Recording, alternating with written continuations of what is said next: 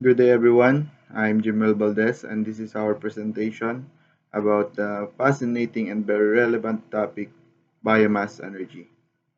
So, i-discuss ko sa inyo ngayon yung basic concepts. Ano nga ba ang biomass, saan ito nanggaling, at bakit ba siya sobrang importante sa panahon natin ngayon. So, let's start sa overview. Introduction to biomass energy. Unahin natin yung background. Pag narinig natin yung renewable energy, usually, ang iniisip agad natin ay yung malalaking wind turbines or solar panels, di ba? Pero alam nyo ba na biomass actually ang pinakalumang source of energy ng humanity? Bago pa man tayo nakadiscover ng coal, oil, or natural gas, biomass na ang bumubuhay sa atin. Which bring us to history and development. Nagsimula ang kwento ng biomass nung natutong gumamit ng apoy ang mga early humans. Yung pagsunog ng kahoy para sa warmth, cooking, and protection, that was the very first way na ginamit natin ang biomass energy. For thousands of years, kahoy talaga ang primary fuel ng buong mundo. Na-sideline lang siya nung pumasok ang industrial age or industrial revolution at na-discover natin yung mga energy-dense fossil fuels. Pero ngayon, with advanced technology and environmental concerns, may mga high-tech ways na tayo to convert biomass into liquid fuels, gases, and electricity. Parang ancient fuel siya na na-reborn for the modern age. Kaya papasok na tayo sa importance of renewable energy. Bakit ba natin kailangan balikan ang biomass? The reality is, hindi sustainable yung paggamit natin ng fossil fuels. Nauubos sila, and worse, yung pagsunog nito nagre-release ng carbon emissions na nagkakos ng climate change. Renewable energy including biomass is critical kasi nagbibigay ito ng sustainable path forward. Nakaka-help tayo mag-reduce ng greenhouse gases at gumagawa ng cleaner future para sa next generation. So we know it's important. Pero ano ba talaga siya? Let's talk about the definition of biomass. Yung mismong meaning ng biomass is hidden right there in the word itself. Bio means life and mass means matter. Simply put, ang biomass ay organic matter na galing sa mga recently living plants and animals. Pag pinag-uusapan natin ang paggamit ng organic materials as fuel, basically, we are talking about solar energy. Ganito kasi yan nagwo-work. Nag-absorb ng energy from the sun yung mga plants through the process na inaaral nating lahat sa biology, yung photosynthesis. Gagamitin nila yung sunlight, water, at carbon dioxide para lumaki. And in the process, i-store yung solar energy sa chemical bonds nila. Pag ginamit natin ang biomass fuel, kahit sunugin pa natin directly or gawing biofuel, binibreak natin yung bonds na yon and nire-release yung stored solar energy as heat or power. Kaya considered ang biomass as a renewable biological source. Unlike fossil fuels na inaabot ng millions of years para mabuo under immense pressure sa ilalim ng lupa, ang biomass mas mabilis lang palitan. Pwedeng magtanim uli ng puno, mag-grow ng new crops, and mag-generate ng new waste within our lifetime. As long as we manage it responsibly, yung tipong nagtatanim tayo ng kapalit sa kinukuha natin, it's an endless renewable cycle. Ngayon na alam na natin kung ano siya, saan naman natin siya kinukuha? Dito na papasok yung sources of biomass. The beauty of biomass is that nasa paligid lang natin siya. Most of the time, galing ito sa mga bagay na tinutulong nating basura. Let's look at the 5 main sources. Number 1, agricultural waste. Sa farming, sobrang daming natitirang organic matter. Imagine nyo yung mga tangkay, dahon at balat after ma-harvest yung mais, palay or tubo. Instead na hayaan lang mabulok or sunugin sa field na nakakapulyot pa, kinokolekta natin itong agricultural residue na ito to generate power. Another one is the forest residues. Ang timber and paper industries, maraming ring byproducts. Pag pinutol ang mga puno para gawing lumber, naiiwan yung mga sanga, dahon at sawdust. Itong forest residue ay magandang source ng biomass na pwedeng i-compact into wood pellets para sa heating and para sa electricity. Next one is the animal waste. Ito ay medyo nakakadiri pakinggan pero super efficient nito. Sa mga farms na may maraming livestock tulad ng baboy, baka, manok at iba pang animals na nagpo-produce ng massive amounts of manure, habang nabubulok itong animal waste, nagre-release siya ng methane gas. We can capture the methane at sunugin para maging kuryente, turning a smelly problem into a profitable energy solution. Now we have municipal solid waste. Believe it or not, malaking part ng mga tinatapon nating basura araw-araw ay biomass.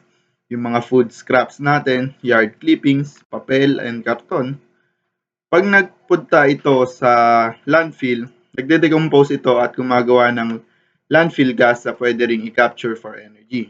O kaya, yung organic parts ng basura natin, pwedeng sunugin sa mga special na waste to energy plants. Last, we have energy crops. Lastly, hindi lang tayo umaasa sa waste. Pwede rin tayong magtanim ng biomass on purpose.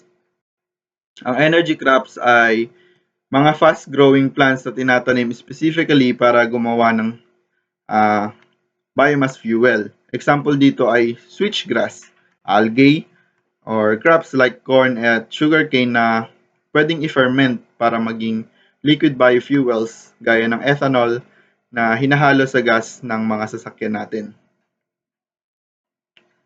So to summarize our introduction, ang biomass ay isang versatile at ancient resource pero highly modern renewable rin. Nakakatulong ito para ma-convert natin yung kahit anong waste from forest clippings hanggang sa sarili nating mga basura sa bahay. So into a usable energy.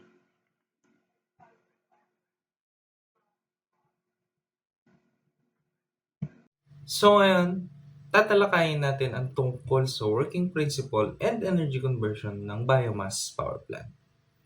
Ang biomass energy ay isang uri ng renewable energy na nanggagaling sa mga organic materials o mga bagay na dati ay nabubuhay. Kabilang dito ang mga agricultural waste, kahoy, dahon, balat ng nyog, rice husk, animal waste, at maging food waste. Sa halip na itapon lamang ang mga basurang ito, pwede pa silang gawing source ng energy at electricity. Kaya malaking tulong ang biomass energy hindi lamang sa pag-produce ng kuryente, kundi pati na rin sa pagbabawas ng environmental pollution.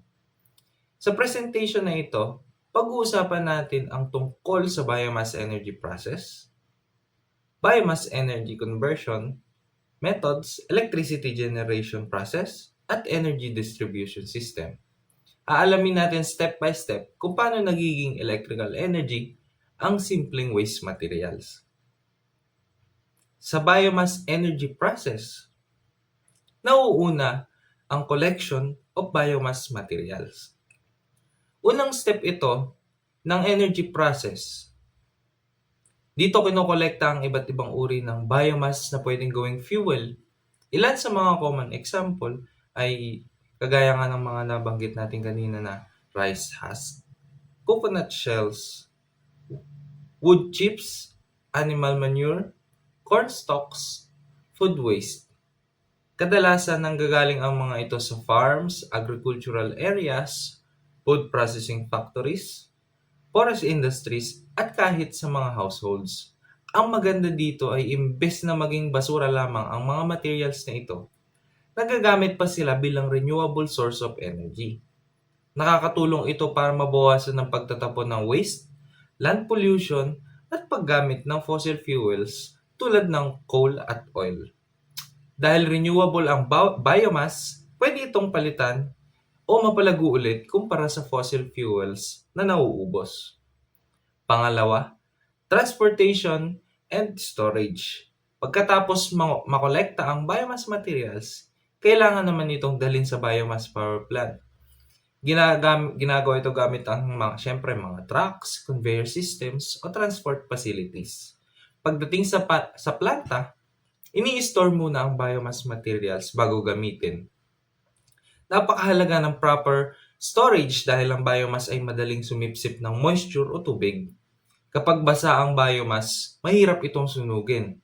Bumababa ang heat production, bumababa rin ang efficiency ng power plant. Kaya kadalasan, merong mga covered storage areas, drying system, at ventilation systems para mapanatiling tuyo at maayos ang fossil fuel materials. Ngayon, susunod naman ang biomass conversion methods.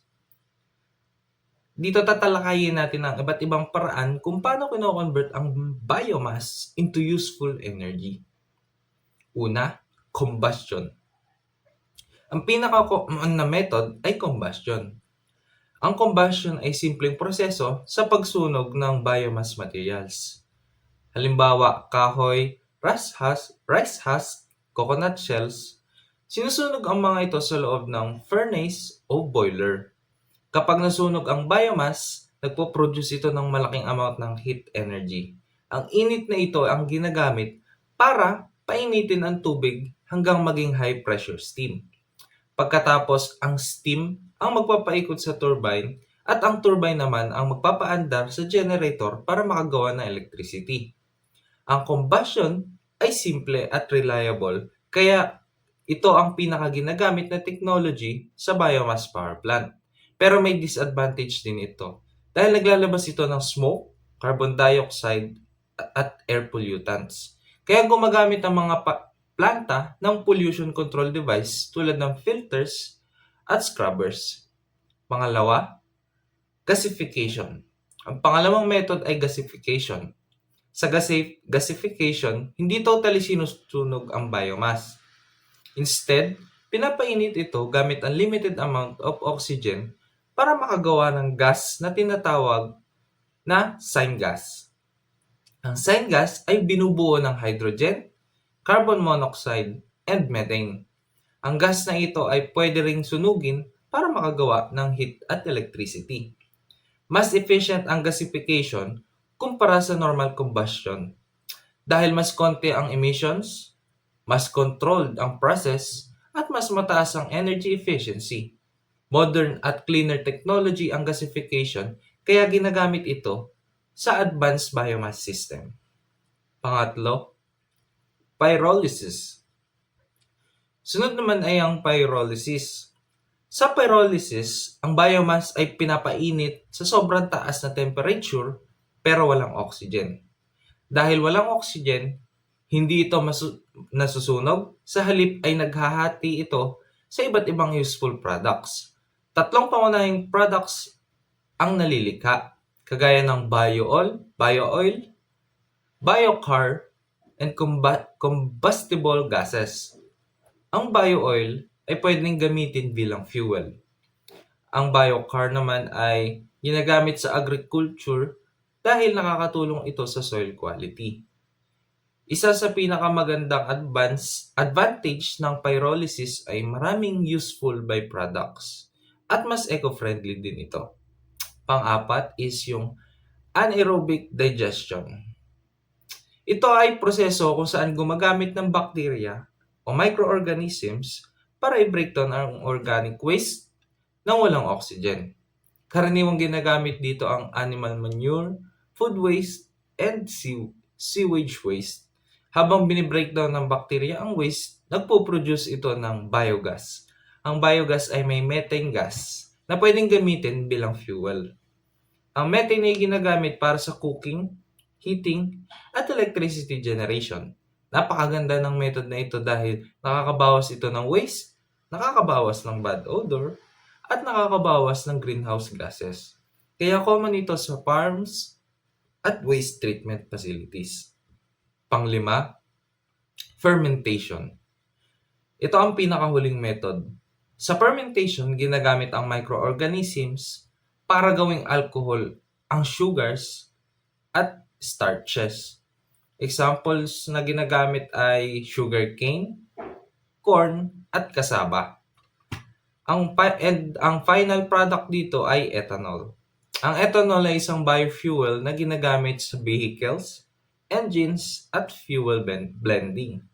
Ang fermentation ay malaking bahagi ng bioethanol production industry. Nakakatulong ito para mabawasan ang paggamit ng gasoline at fossil fuels. And pupunta naman tayo sa electricity generation. Ang unang proseso ay ang heat production.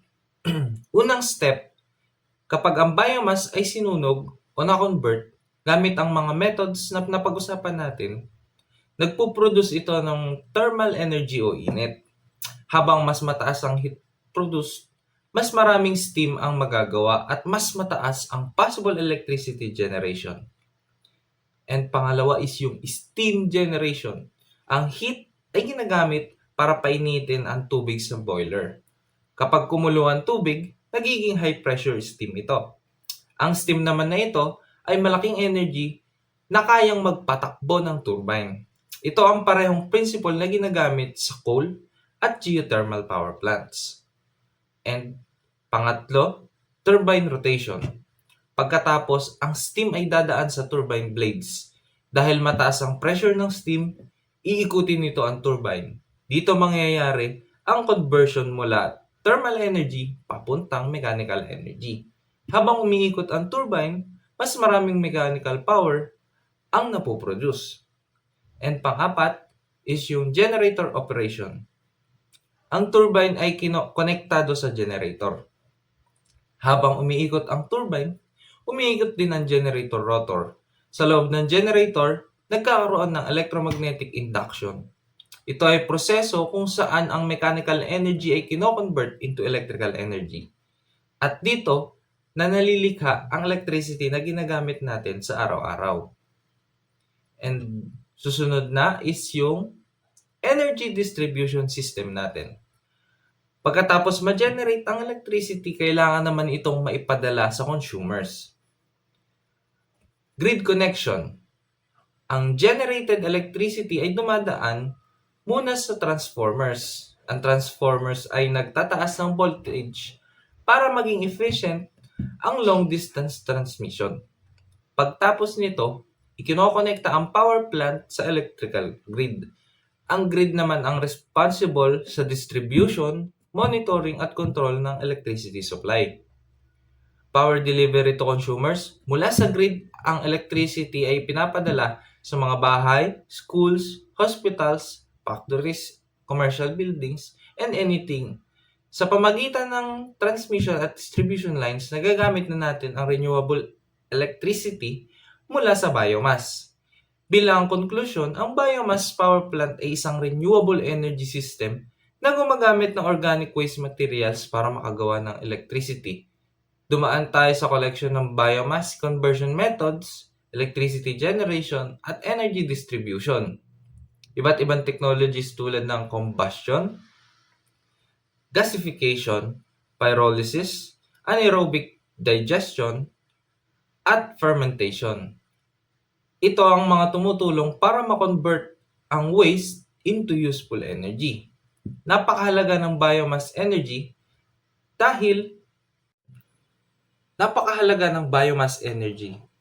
dahil nakakabawas ito ng basura, nakakabawas ito ng pollution, at nakakatulong sa sustainable energy production. Bilang future engineers, mahalagang maintindihan natin ang renewable energy technologies dahil malaking bahagi ito ng future sa power generation systems natin.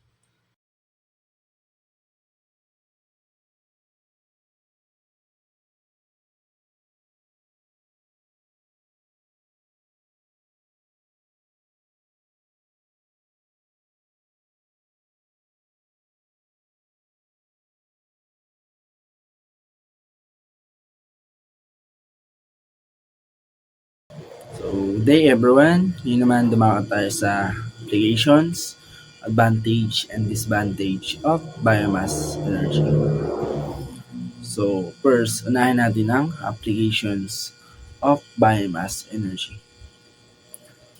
So, ang unang application ng biomass energy ay residential heating. Dito, ginagamit ang biomass para magbigay ng init sa bahay, lalo na sa mga probinsya o rural areas. Halimbawa nito ay firewood, charcoal, at biomass pellets na ginagamit sa pagluluto o pagpapainit. Mas mura ito compared sa ibang fuel source, kaya marami pa rin gumagamit ito hanggang sa ngayon. And pangalawa ay cooking fuel. Ang biomass ay ginagamit bilang panggatong sa pagluluto. Example nito ay kahoy, uling, biogas at agricultural waste. Ang biogas ay galing sa nabubulok na animal waste at organic materials. Pwede itong gamitin sa gas stove para makapagluto. Maraming developing countries, malaking tulong ang biomass dahil hindi lahat may access sa LPG o may kuryente. So, next naman ay industrial electricity generation. So, maraming factories at power plants ang gumagamit ng biomass para gumamit ng electricity. Halimbawa, ginagamit nila ang rice husks, wood chips, at sugarcane waste bilang fuel. Pag sinunog ito, nagpo-produce ito ng steam na nagpapandar sa turbine para magawa ng kuryente. So, maganda ito dahil napapakinabangan pa yung mga waste materials.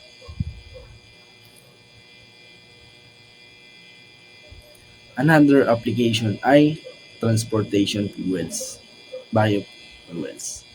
Ang biomass ay pwedeng gawing biofuels tulad ng bioethanol and biodiesel. Ang bioethanol ay kadalasan galing sa sugarcane or corn, habang ang biodiesel naman ay galing sa vegetable, oils, o animal fats.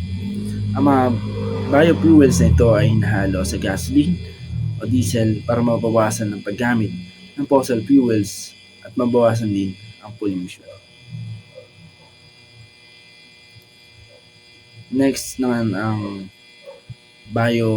biomass energy is also useful sa agriculture. Ang farm waste tulad ng rice husk, corn stalks, and animal manure ay pwedeng gawing energy sources. Ginagamit ito para magpaandar ng irrigation system, dryers, at iba pang farms equipment. Bukod doon, ang biomass waste ay pwede pang gawing organic fertilizers. Lastly, rural electrification. Sa mga lugar na walang access ang main power grid, pwedeng gumamit ng biomass power system para magkaroon ng electricity. So, malaking tulong ito sa mga remote communities dahil nagkaroon sila ng ilaw, communication, at mas maayos na pamumuhay.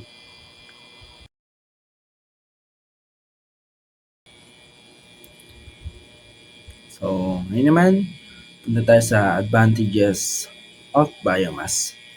So, una, renewable energy source ang biomass. So, ibig sabihin nito, hindi ito nauubos agad dahil ang plants at organic materials ay pwedeng palitan o patubuin ulit. Unlike fossil fuels tulad ng coal at oil na limited lang ang supply. Second advantages ay waste reduction. Ang mga basura tulad ng agricultural waste, food waste, at animal waste ay nagagamit instead na itapon na lang. So dahil dito, nababawasan ang pollution at mas nagiging maayos ang waste management. So another advantages ay lower greenhouse gas emission. Mas environmental friendly ang biomass compared sa fossil fuels dahil ang plants ay sumisipsip ng carbon dioxide habang lumalaki. Kaya kahit may nilalabas na carbon dioxide kapag sinusunog ang biomass, bahagi lang ito ng natural carbon cycle. And nakakatulong din ang biomass sa pag-create ng jobs. Kakaroon ng trabaho sa farming, transportation, processing, at operation ng biomass facilities. Malaking tulong ito lalo na sa agricultural communities. And lastly, energy independence siya. Dahil local resources ang ginagamit, nababawasan ang pagdepende sa bansa sa imported oil at fossil fuels. Mas naging source secure ang energy supply ng isang bansa.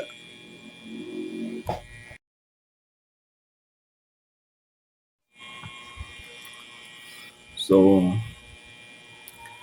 kahit maraming advantages ang biomass, meron din itong mga disadvantages. So, una na rito ay air pollution concerns. So, kapag nagsusunog ng biomass, naglalabas ito ng usok at harmful gases. Kapag traditional method ang gamit, pwede itong magdulot ng respiratory problems at poor air quality. Pangalawa ay deforestation risk.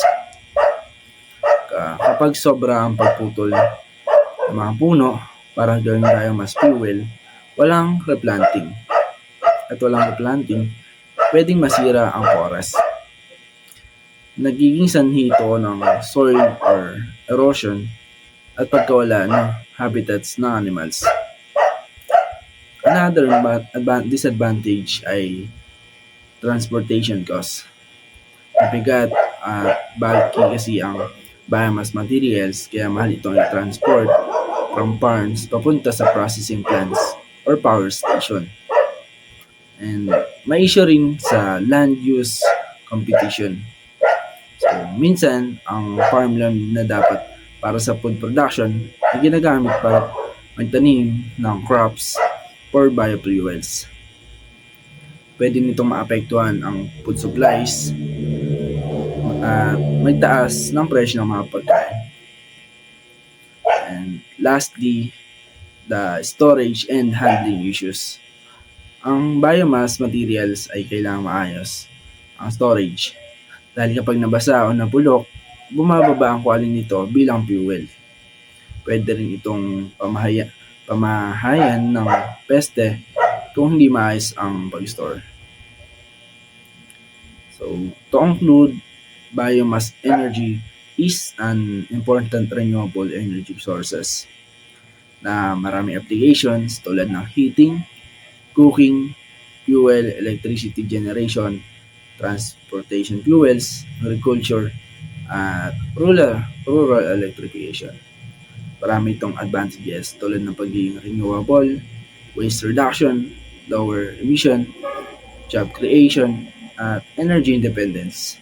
Pero sa mga advantage yan, may mga disadvantage din tulad din ng air pollution, deforestation, transportation costs, land computation, and storage problem. So sa overall, malaking tulong ang biomass energy sa sustainable development basta tama ang responsible ang paggamit ito.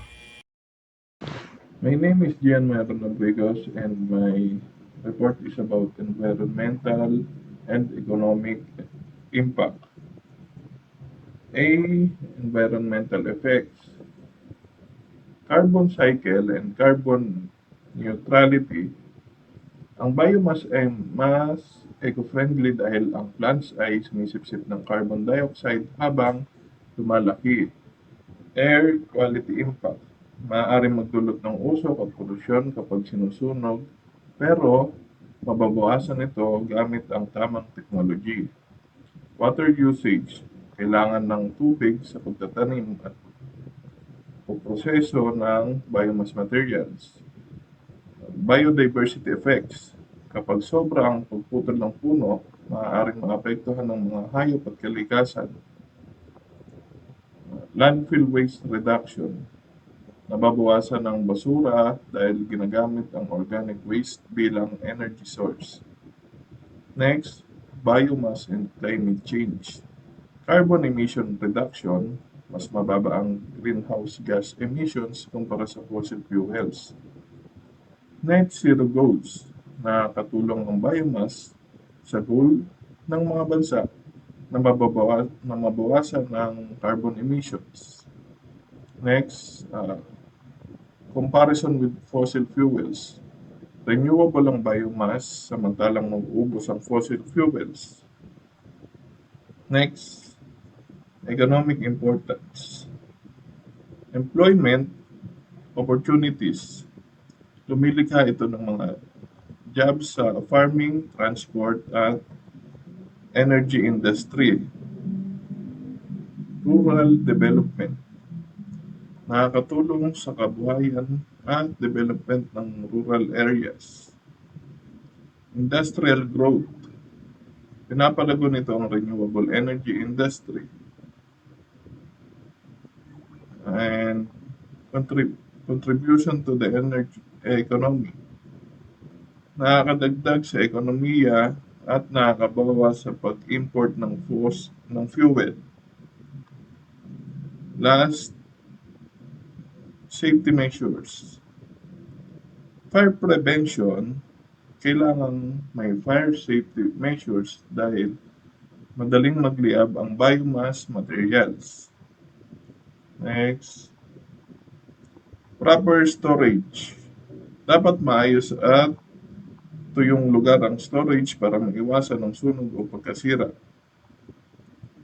Emission monitoring.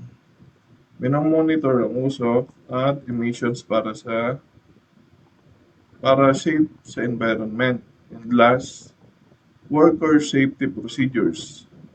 Dapat may training at protective equipment ang mga manggagawa. Good day, everyone. For this part of our report, I will discuss the trends, innovation, and future of biomass energy. But first, let us talk about the current trends in biomass energy. One of the trends in a growing biomass power plant around the world, many countries are building power plants that uses organic materials such as a wood waste, agricultural residue, and animal waste to produce energy. These plants help reduce dependence on fossil fuels and make use of renewable resources. Another trend is the development of a waste to energy system. Instead of throwing the garbage into landfills, biodegradable waste can now be converted to heat, electricity, or good thing fuel. This helps solve the waste management problem while also generating energy. Biomass co-firing with coal is also becoming popular. In this process, biomass materials are mixed with coal in power plants. This reduces carbon emissions while allowing existing coal plants to operate sustainability, more sustainable. Government support the policies who also play an important role. Many governments provide incentives, funding, and renewable energy programs to encourage the use of biomass energy. These policies help industries to and communities to adopt cleaner energy solutions.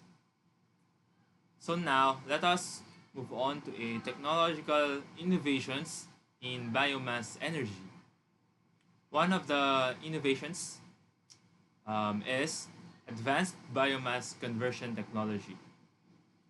This is a modern system that convert biomass into electricity, gas, liquid fuel more efficiently. Example of this includes gasification and pyrolysis, which produce cleaner and more efficient energy outputs.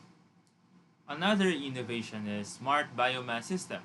These systems use sensors, automations, and monitoring technologies to improve energy production and reduce waste. Smart systems make biomass plants more reliable and efficient.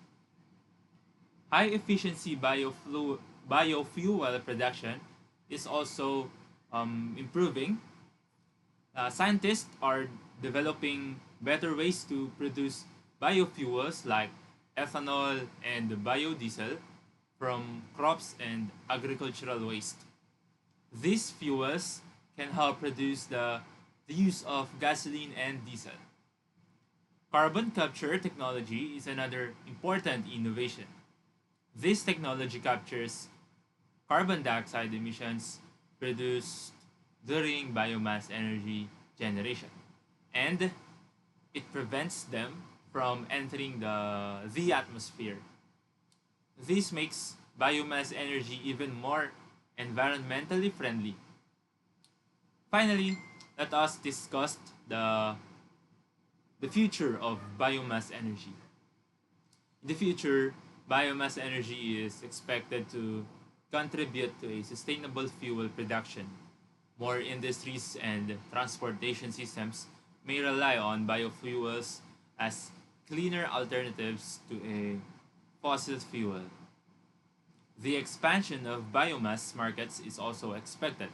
As demand for renewable energy increases, more countries and companies will invest in biomass technologies and infrastructure.